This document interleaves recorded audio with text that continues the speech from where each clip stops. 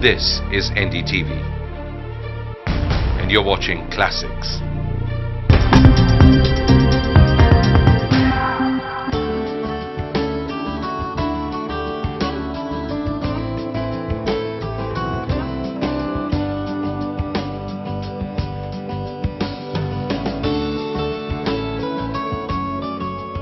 In this special season of India Inc. on economic reform, in this episode today, we talk about India's pharmaceutical industry. From being a mostly copycat industry till a few years ago, in that we copied Western drugs and made them in India cheaply, it's now full of innovation, research, and the possibilities of Indian drugs quite soon in the near future. One of the companies at the center of what's going on is Nicholas Piramal.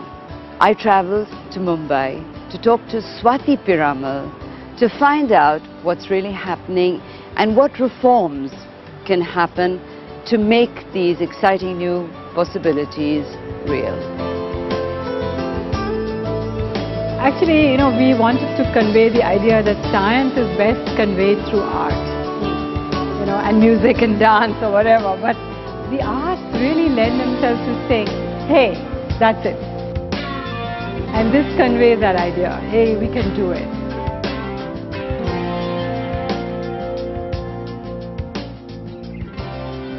It takes 10 years at least for you to find a new drug and then bring it to market.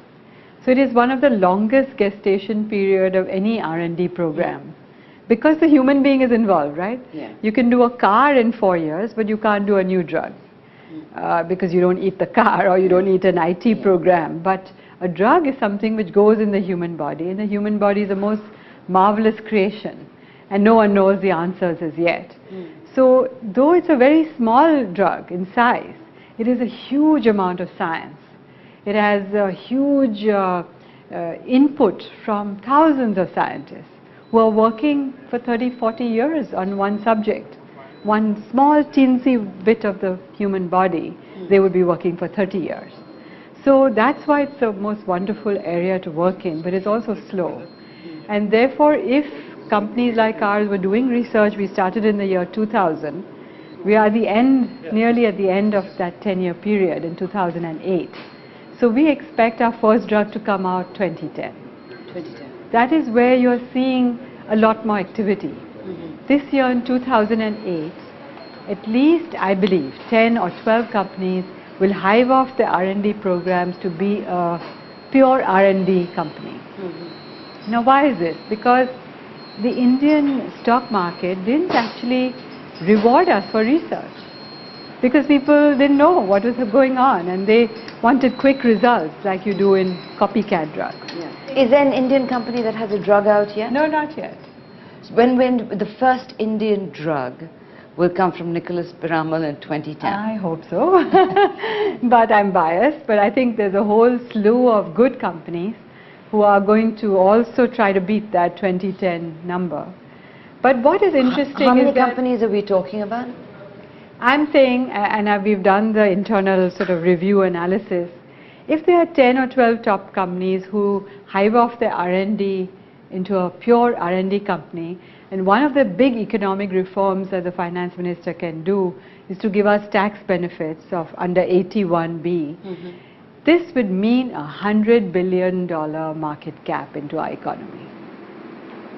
One of the reasons why Indian pharmaceutical companies in earlier times took the copycat route was because of the enormous costs involved in original research.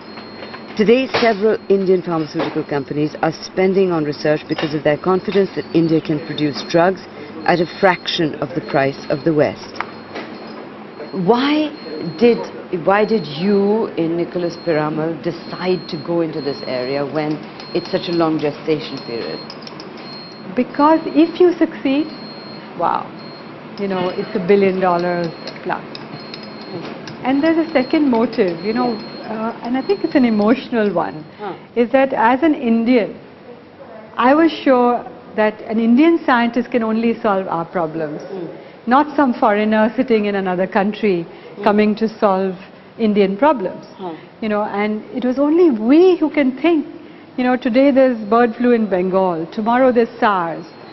There are thousands of children dying of pneumonitis or pneumonia. There's vaccines which have not affected most of our people.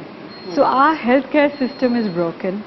I believe that drugs discovered in India are the most effective to hit that big problem.